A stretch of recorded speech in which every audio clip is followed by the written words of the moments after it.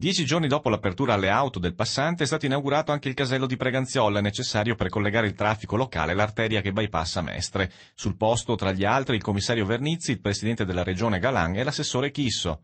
Il passante è, come dire, ormai in esercizio, ci mancano queste piccole cose che sono poi le cose che permettono al territorio di respirare.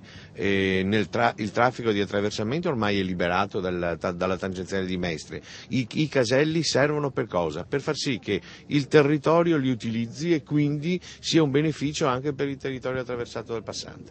Entro l'estate verrà spostata la barriera di Mogliano per permettere il collegamento tra l'A27 e il passante e verrà realizzato il casello di Spinea. Nel frattempo saranno completate le opere di mitigazione ambientale, estetica ed acustica. Successivamente si passerà alla realizzazione del casello di Martellago Scorzè. Credo che il risultato del passante lo si sia visto anche in questa settimana.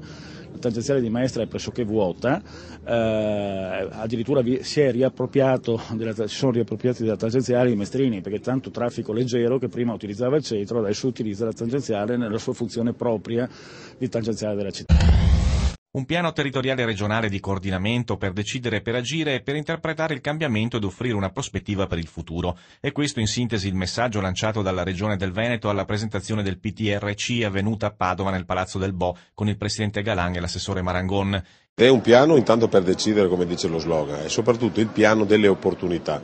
Erroneamente si pensa che i piani, almeno questo, si era sparsa questa opinione che fosse un piano vincolistico. In realtà è il piano che raccoglie le opportunità del terzo Veneto, le raccoglie, le sistematizza e disegna quel Veneto che noi insieme stiamo attraversando e sarà quello che fra 15-18 anni avrà 5 milioni e mezzo di persone.